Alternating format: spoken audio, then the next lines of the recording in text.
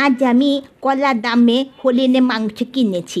আজ বাসায় যেয়ে রান্না করব এবং আমার স্বামীকে এবং আমার ছেলেকে জিজ্ঞাসা করব এটা কিসের মাংস।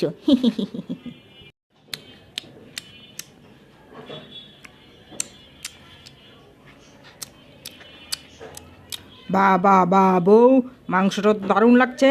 হ্যাঁ, খুব দারুণ লাগছে মাংসটা। আগে কখনো এমন স্বাদের মাংস খেতে পারিনি। এটা কিসের মাংস বউ, বলো তো?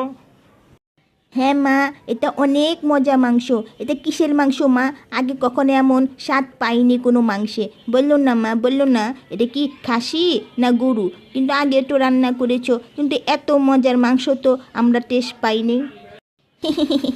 আমি বলবো না, তোরা বল, তোরা ভেবে বল এটা কিসের মাংস। দেখি তোরা বলতে পারিস কি না। যে পারবে তাকে আরও আমি 2 পিস দেবো। হ্যাঁ, সত্যি ভীষণ সুস্বাদু মাংসটা বউ, কিন্তু আমিও কিছুই বুঝতে পারছি না।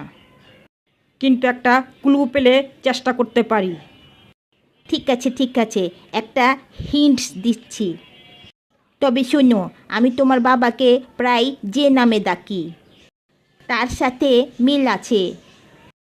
ও বাবা লে, বাবা বাবা, এই মাংস খেও না, এটা বুড়ো শুয়োরের মাংস, এটা বুড়ো শুয়োরের মাংস।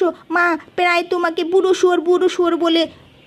হ্যাঁ হ্যাঁ, এই ছেলেটা কি বলছে? এই গাধার বাচ্চা, তুই কি বলছিস? হ্যাঁ, আমি তোর বাবাকে শুধু বুড়ো শুয়োর বলি, ডিয়ার হানিফ বলি না? তোর বাবার নাম ডিয়ার না? তোর বাবার নাম হানিফ না? হতে হরিণ, হ্যাঁ, আর ডিতে ডিয়ার। হ্যাঁ, তোর বাবাকে শুধু আমি এই বুড়ো শুয়োর বলি, তোর বাবাকে আমি ডিয়ার হানিফ বলি না? হ্যাঁ।